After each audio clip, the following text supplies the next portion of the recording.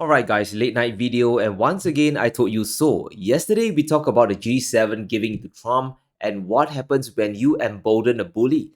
You get a bully walking on cloud 9 punishing the rest of their fan club. And now the crosshairs have fallen onto Japan.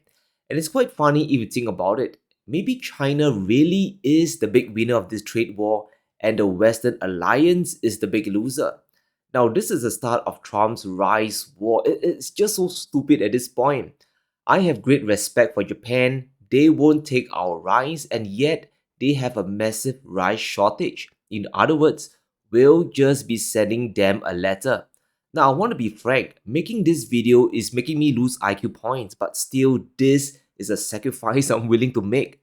Circling back to Japan, this puts yet another G7 ally in a deadly bind.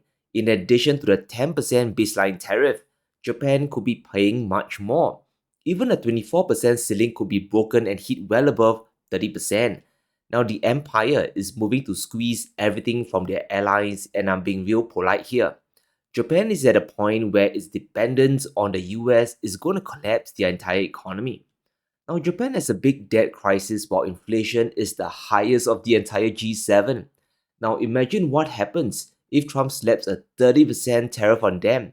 Almost a fifth of their total exports could grind to a halt. And if this happens, Japan's GDP might collapse by 1.2%, double that of 0.6%.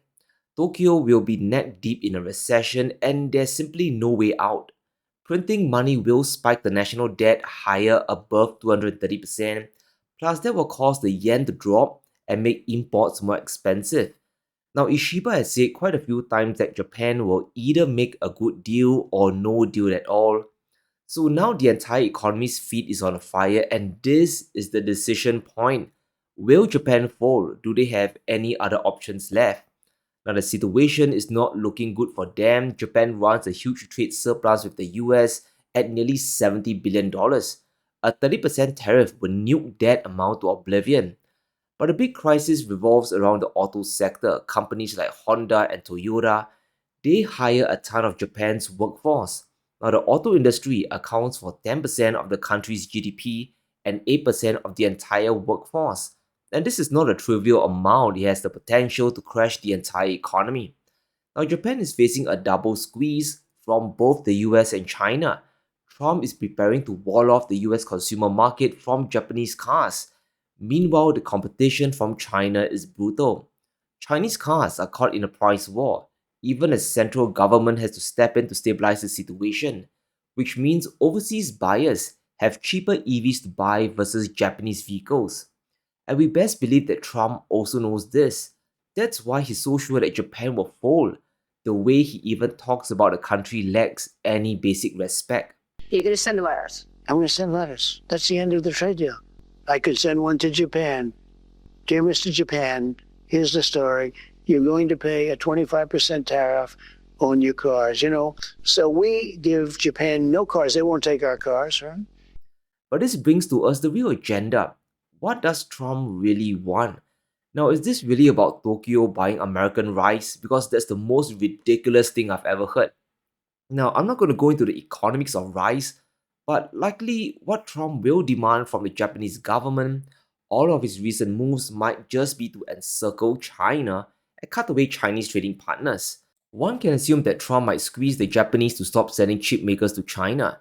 And in 2024, around 50% of Japan's total chip making exports went to Chinese importers. And these aren't even the most advanced machines, but China still buys them to set up their semiconductor ecosystem. Now, disruption here would most definitely hurt the chip industry to a certain extent. China still doesn't have their own lithography machines yet, at least not the ones on the cutting edge of 4 or 2 nanometers or better. So the US can gang up with the G7 to inflict some pain here. It will cause delays to Chinese tech progress, it will be a big irritant. Now, wouldn't be a surprise or stretch if Trump comes in with a grand bargain. Stop trading with China in the chip industry and we won't punish you with a 35% tariff or so. It's really obvious that the excuse of rice imports is a red herring. It's an excuse for Trump to begin his pressure campaign on Japan. Now, Japan has said they won't sacrifice their farm sector for a tariff deal after Trump's ultimatum. Now, this is a good sign that there might be some backbone left, but I really wouldn't hold my breath. You might say this is a win for Trump, but there will be global repercussions. You can't be so heavy handed because the world is watching. Maybe Japan might fold, but you best bet countries will start trading less with you. The tariffs themselves are hammering US industries. Manufacturing activity is still crashing in June for a fourth straight month, and things are not looking good. US manufacturing activity still remains in a contraction zone. The purchasing index is under 50 while backlogs fell by nearly 3 points, hitting just 44.3. And this is a contraction of a record 33 straight months. Employment is also in crisis mode. Now, unless I'm blind, the employment index is in a clear downward trend. In other words, more jobs are being lost than positions being created. Now, how can this be if industry is coming back to the United States? It's something we have been saying for the longest time. When you tariff the world, you drive up your own cost of production and you engender bad will against the globe. People are not happy with you. And now that half of the world hates you and your prices are higher, foreign orders are going to collapse. No one will buy your products because either they are pissed off or they can't pay the higher price tag, which eventually boomerangs back on your currency, the dollar. Now, as we speak, the dollar has lost almost 11% of its value this year. Now, yes, I understand the S&P is up by over 5%, but if you're a foreign investor, you're still down by 6% in real terms. This is a record slump. There's a multitude of reasons why this is happening, but I believe the biggest reason is the tariff war that is dismantling global trust in the US. And a big shout out to our sponsor today, Indigo Precious Metals. When it comes to buying gold and silver, I trust Indigo Precious Metals in Singapore. They have made investing in precious metals safe, fast, easy, and simple for both small and large scale buying. I've been stacking gold for over a decade now, and I've learned two things when buying. You want to buy authentic gold bullion, and you want to buy it at the lowest premium possible to stretch your dollars even further. And I'm glad to say I found both of this at Indigo Precious Metals. Indigo Precious Metals is a leading retailer in Singapore. They specialize in physical gold, silver, and platinum. They are my one stop shop when it comes to buying bullion. Their prices are sharp, and they have the best brands on sale, and I can test the gold on the spot. So if you're looking to make your first gold purchase, Indigo Precious Metals is the best place to start. Whether it's 1 ounce or 1 kilo, this is the reputable dealer you are looking for. So take action today. Click on the link below and enjoy a discount on your first purchase with the code SEANFOO. Start your gold stacking journey today. And if the US economy isolates itself, keeps spending money non-stop while exports fall, then the dollar becomes even less useful. So the value starts to plunge. Now there are two sides to this coin. US imports will cost more, but US exports will be less expensive. And that is true. But as we have seen for the manufacturing index, it's still not enough to offset the high input costs. And let's not forget the big tax bill passed is going to add $3.3 trillion to the national debt. The increase in debt is guaranteed, but the boost to economic growth is not. And I want us to think carefully about this, really carefully, because it reveals that the dollar could have even more room to fall. And there's no way Trump can allow $3.3 trillion to be financed by selling long term bonds. It will implode the entire system, so chances are the debt will have to be raised on the short end. But T bills are still at 4% today. Well, there's only one solution to that. Besant and Trump will tag team Powell and throw him out of the ring. The wrestling match between the Washington and the Fed is about to come to an end. Powell's position is on borrowed time, guys, and when interest rates plunge, we know what that means for the dollar. It's almost destined to fall lower until something fundamentally changes. Now, the US M2 money supply is also sounding the alarm bells. It has jumped by a whopping 4.5% in May, hitting $22 trillion. And that's the amount of money sloshing around the system.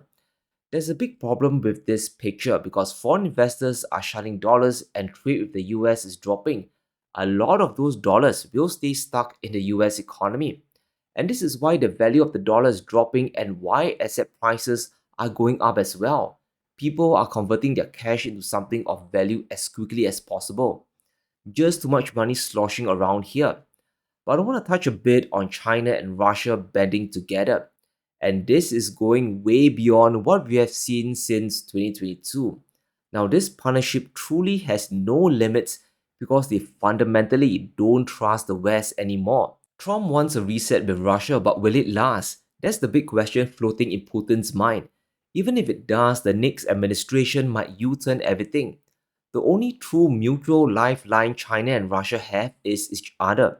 Now, one will supply the finished goods while the other will supply the critical inputs and raw materials. Russia's base metal sales to China is surging like never before. The reliance on China is deep but very necessary. On the flip side, it's a big reason why China's manufacturing won't fall. It will continue to stay strong and outcompete the G7. Now, why do you think Chinese electronics, chips, and EVs are so much cheaper than Western brands? Now, sure, an integrated supply chain is one, but Chinese importers paying much lower prices is definitely another big reason. Russian aluminum sales to China jumped by 56% in May to nearly a million tons. Copper sales rose by 66%. Nickel more than doubled. And when you have such big volumes flooding the Chinese market, you know Beijing is getting a very nice discount. And one can assume that behind the scenes, the Russians and the Chinese, they have a commitment to each other. China will help sanction-proof Russia against any export embargo. Moscow will always have the end products that they need. Meanwhile, Russian markets and commodities will always be open to China. And this brings the cost of production down and lets them outcompete any other industrial power, any other industrial base out there. It's a big reason why the US, Germany, Japan, and South Korea just can't compete with Chinese pricing. The Chinese industrial machine is supplied by the Russian commodity machine. And on China's side, they also realized that at any day, at any moment, they could get blindsided. The West could pull the rug and just sanction Chinese exports. Now, take China's trade with Europe as an example. Their trade surplus has hit a record high through May. The first 4 months of the year recorded an impressive $90 billion. China was selling much more than what they were buying. But there's a fundamental reason why. Because Chinese goods are more affordable for the same quality or better. And that's why businesses are booming. And the only way to protect their trade is to ensure prices are sharp. So if Europe breaks away from Chinese goods, they will have to face higher inflation, not just for consumers, but for their industrial production as well. And I don't think they are ready to face the music. And that's why China's partnership with Russia won't end. I don't believe anything can change it, at least in the foreseeable future. But let me know what you think. Will Japan fold to Trump? And how much further can the dollar fall? Can Russia and China survive the trade war? Let me know in the comments below. Stay safe. Be sure to smash the like button and subscribe as we navigate through these crazy times.